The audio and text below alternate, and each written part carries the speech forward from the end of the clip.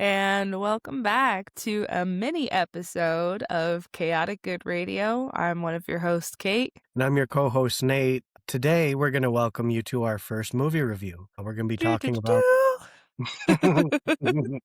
right? Yeah. First one for me. We're so weird sometimes. I mean, oh well. I rather live weird and have fun than be dull and have like this boring existence. Fair. Life is better with whimsy. Exactly. You got it. You got it. Yeah, we're Not gonna... filled with impending dread, impending doom. Doom! Doom, doom, doom. I'm gonna sing the Doom song. Oh no.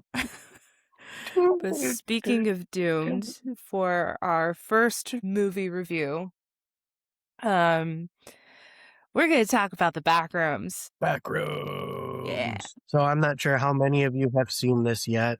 We went and saw it opening weekend. I know that we both have very different viewpoints of the Backrooms, me being someone who was kind of into the lore and you having just kind of learned about it recently. Yeah. So we do have very different perspectives.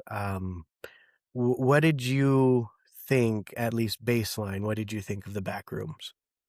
I thought it was a good liminal space, like a horror movie, because there was obviously quite a bit of violence in it at certain points, but I would almost classify it more as a psychological thriller because of I would how agree. much you have to think about while you're watching it.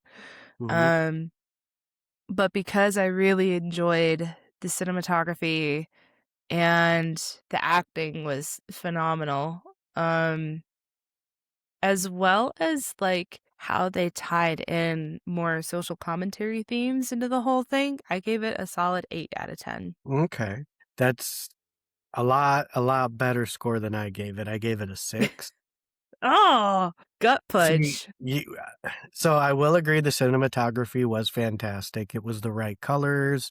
It was the way they added in the yellow everywhere was perfect. Mm-hmm. The fact that it was creepy just because it was so quiet and empty and you can hear the buzzing and the lights everywhere.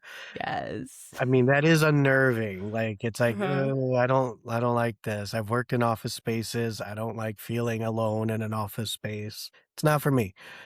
Yeah. Definitely not for me. Janitors, I give you a shout out because you're dealing with real horror movie settings. But the acting, I will agree, was very good. They Mm-hmm. did a great job casting that, I think. Yeah. Um, but well, I'll even go so far as to say the few jump scares that were in there were done very, very well. Yeah. Yeah. There was definitely one that still kind of like sticks out in my mind. Mm-hmm. And the only reason it does is because I was like grabbing onto my boyfriend's arm and the arm of the chair. I had my legs crossed. And I'm like, nope, nope, nope, nope, nope, nope. And I think Right. the girl who was sitting next to me was starting to get annoyed with me because I would whisper, nope, don't do it. But yeah, the jump scares were timed pretty well. Like the extra suspense that they added in, or when Yeah. you think there was going to be one, it wasn't. And they left just enough time for you to actually get, just surprised, like, wow, hey. Yeah. Yeah. That was perfect. The goofy looking guy, the cartoon parody pirate, um, entity imprint. Clark. Yes, that thing was... there was no why was it so goofy? There was Pirate nothing... Clark. yeah, there was nothing scary about that thing. I It was so disagree. weird. Really? Like, okay, but like, Eh, yes, he's goofy, but he's like uncanny valley level of goofy for me. see, no, I just found him to be just like a caricature in real life, like something you'd see in a random cartoon. He Okay, looks like did a you? villain out of Fairly Odd Parents, like... Okay, I was thinking something similar close. close. Have you Okay. seen Spy Kids? Yeah, he looks like a Spy Kids villain, 100%. Yeah, the guy that's got, the whole mixed up face with the hands coming out of his head, that's what he Mhm. reminded me of because his Yeah, eyes were, like, all all wonky and bugged out, everything and the yeah. teeth sticking out, and then, I mean, spoiler alert, but when he does end up biting into Clark, the sound, oh my god. Dude, that sound was bad. Like, That I sound think was the awful. sound editing was probably one of the best aspects of this movie overall, and I know that's, like, a It was thing great. that A24 is kind of known for, is their Yeah, sound editing. So that kind of held the expectation that I had of it for me. that's good. Um, The yeah. the perspective though, like the story they were telling within this universe, I don't know if it was really worth the attention though. Well, I feel like they needed to find a way to make it relatable for the people who didn't know the lore. So, like, if they had wanted to do a 2-hour found footage film like Blair Witch Trials or something like that, or Creep, Yes, um, yeah, I was glad it wasn't that too, to be honest. yeah, and I think adding in the storyline of Clark and Mary, and even including his assistant managers too, because holy shit, that Well, so part the definitely assistant got me. managers, part of the lore is their, wanted or their missing posters. That is part of the original lore. Oh, okay. So That that's where they makes tie in. sense. That makes sense. Um, The and see, furniture store was an homage to, where the original pictures were taken. right, yep, I had picked that up. Um, and, like, the first 5 minutes really did feel like you were watching one of Kane Parsons' old YouTube videos. Yeah, and I do kinda like that. Hi, everybody. And we're back. Um, but yeah, so we were talking about the jump scares and the furniture store being an homage to the original Backrooms photo from Mhm. the furniture store in Wisconsin. Yep, Um, yep, but I still think they could have done a lot better job with what perspective they were going from. I mean, they could even go if and still make it relatable, the mad scientist kind of guy working in his garage and experimenting with this thing, and then this, go from there. They could have, instead of a found footage at all, could have done a perspective of, these people that some of the first people that discover this thing and are trying to stop, async from making things worse. mm, They could have shown it from the perspective of inside of async. They could have done like some of the first people to glitch out and follow the viral stuff of this is happening, this is happening, this is happening. Okay, we need to figure out what this mystery was. There's so mhm, many different perspectives they could have gone with that mhm, I feel would have still been relatable, but would have been more centered on the actual back rooms than on just this one mm, guy's life. You're not wrong.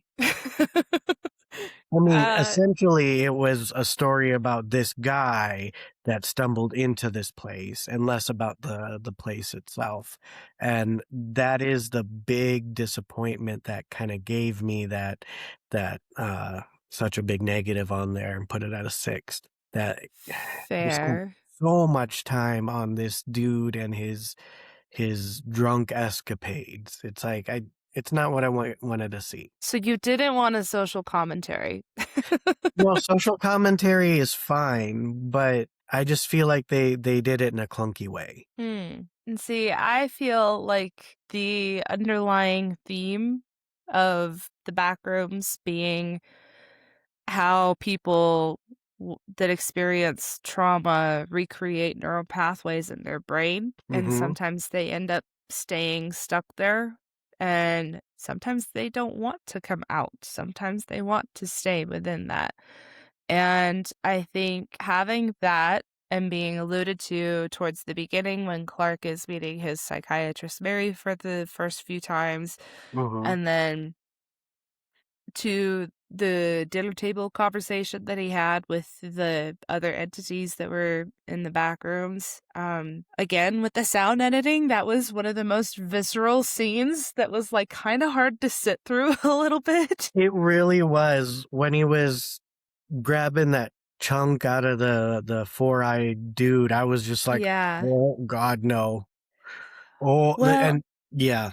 That made my skin crawl. but see, again, that's like an A24 stamp is that Yeah. they make the sound because the sound makes the movie creepier. But the They did a very conversation, good yeah, the conversation that happened during that scene and the way that he wanted his psychiatrist to replay the exercise, not only was it more grotesque, but it was a deeper insight into Clark's psyche that I feel resonates with a lot of men and or it should if they're self-aware.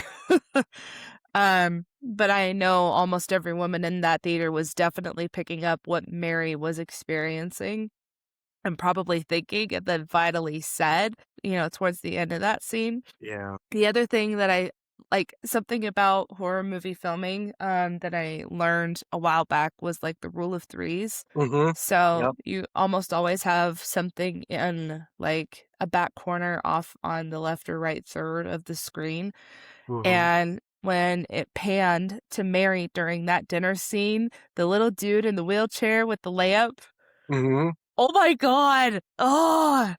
It weirded me out so bad because I kept looking over to him, trying to figure out what he was gonna Oh. do. So it was, like, kinda hard to pay attention to her because I'm like, "Oh, what's the next thing?" So I think they did a great job at planting the seed and then growing it of this impending doom that built up towards the climax of the movie. I think they did a Mhm. really good job with that. And especially for people who aren't regular horror movie goers, yeah, like you said, they did the jump scares really well, but they It also did. did the dread really well too. Mhm.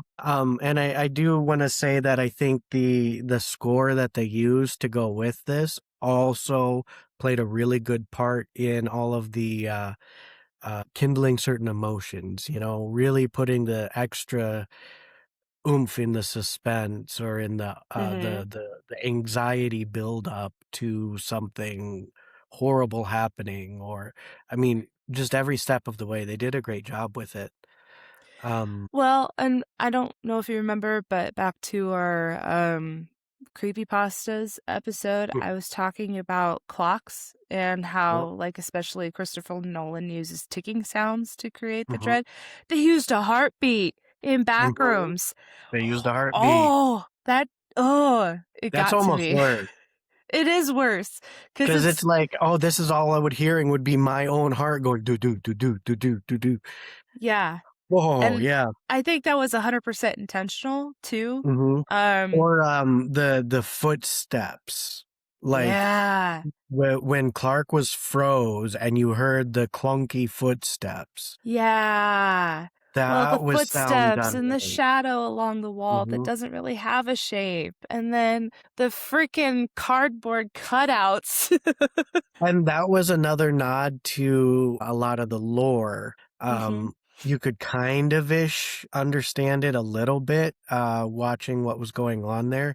mhm, But that was kind of like a really big thing in the lore, and there were so many nods to it without it really being a part of it. I mhm, don't know. Either that was done smart or it was done in a way that they were hoping to, appeal to, the creepypasta fans, but I can see still that. cater more towards the public, the Yeah, generalized public. yeah. I think it was a good mix of both the lore and catering to the people who weren't aware of it. Um, because I know I wasn't the youngest person in that theater, but I definitely was far from the oldest too. There were people that Same. were geriatrics that were going to see this, and then I Yeah. think the youngest kid that I saw in there was 11. It was a movie for all ages to dread and enjoy, and Brad is right. Um, So Overall, I yeah. a lot of good things just for me, I do understand the importance of the social commentary, but I do think that the whole story felt like a prequel, set up to a movie series.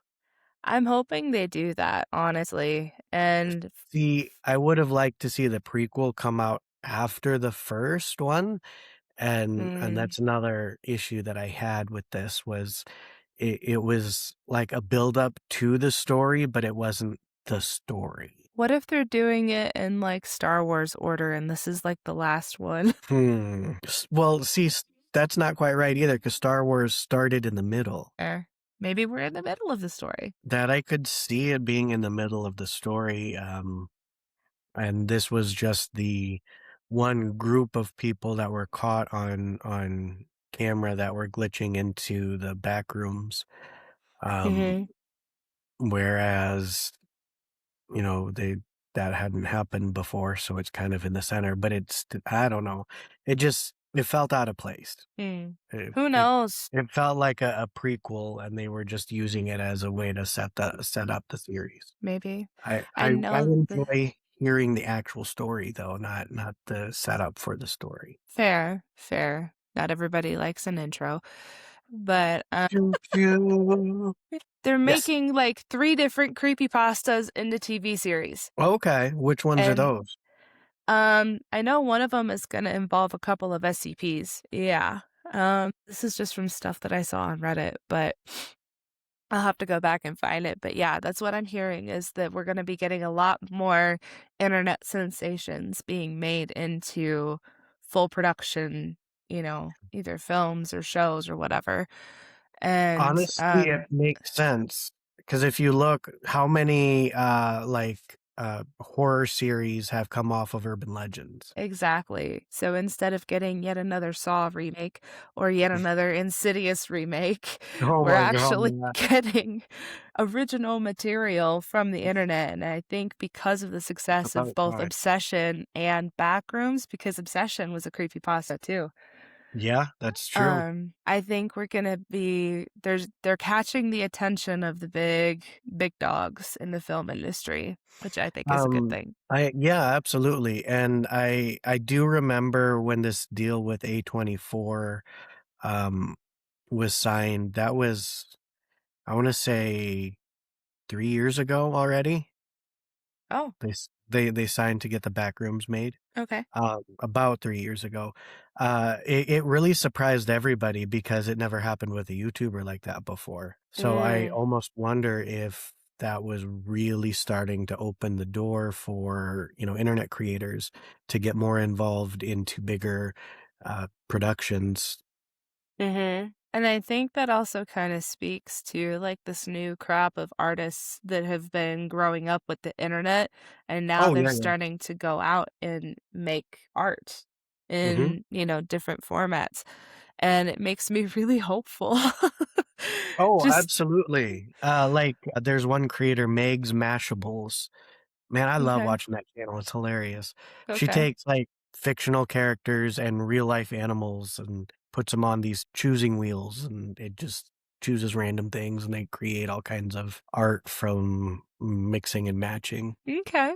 Very cool. Yeah, it's pretty But cool. yeah, and I think yeah, I'm looking forward to seeing what the horror film industry is gonna come out with, and this summer looks Same. like it's gonna be a good summer for horror Oh, movies. yeah, I have a lot of hope.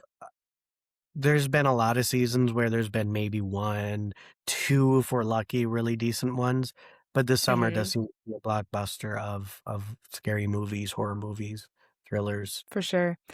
Let us know in the comments what you want us to review this summer. Maybe we'll go see it. Yeah, absolutely, and tell us your thoughts on the Backrooms. Alright, see you later. Bye.